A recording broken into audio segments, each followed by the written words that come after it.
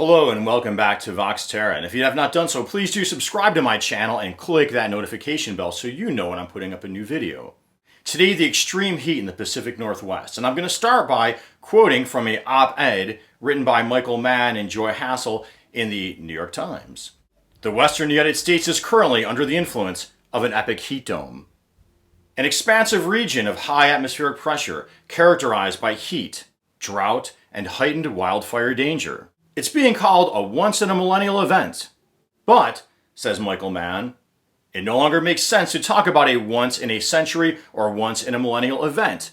And what he means here is that our climate is changing due to the excessive burning of fossil fuels initially, and now we have what are called feedback loops kicking in, where Mother Nature is, you could say, heating the planet itself, in addition to our adding of greenhouse gases.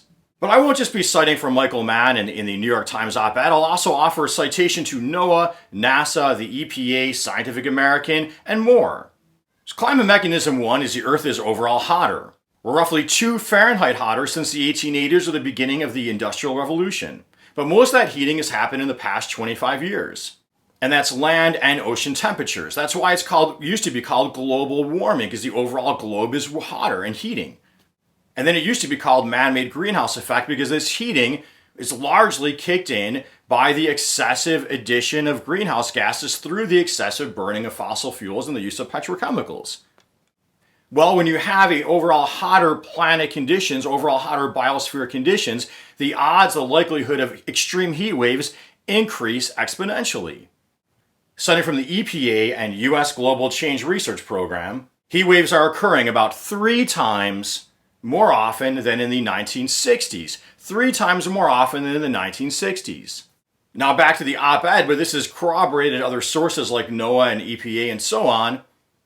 Heat waves have become larger, affecting 25% more land area in the northern hemisphere than they did in 1980.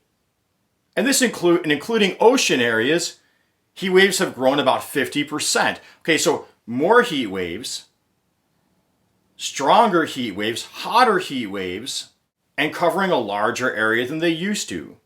Citing climate scientist Ed Hawkins, as he put it, what was unusually warm in the 1950s is now normal. What was extremely warm in the 1950s is now just unusual. And what was impossibly warm in the 1950s is now possible, due to the fact the planet's overall hotter. But second factor is a hotter planet also affects what's called the water cycle.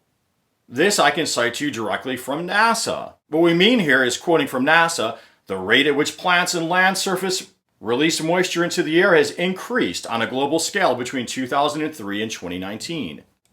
These processes are collectively known as evapotranspiration, drier conditions leading to drier conditions and more intense rainfall, which is what we are seeing. So, according to NOAA and the show I did for you earlier, we've seen that the west of the Rockies in the United States and in North America have gotten overall drier now, and east of the Rockies have received more precipitation, but it's coming in heavier downpours. Well, those drier Rockies create a regional feedback loop now, because the way it works is the heat will first heat up water, evaporate water, but then when all that water is evaporated, then it lingers in the soil and the air, making that area heating up quicker than areas that are wetter. So factor 1, hotter planet. Factor 2, exaggerated water cycle. Factor 3 is the declining and weakening of our air and ocean currents due to the heating. That is from a process called Arctic amplification, where the Arctic's heating up more than the rest of the planet, at a faster rate than the rest of the planet. Because as the ice disappears, less heat is reflected off of the Earth, hence absorbing more heat, creating an accelerated heating of the Arctic. And that's also where we get into the feedback loops. Now, it's not just us dumping all this carbon in the atmosphere.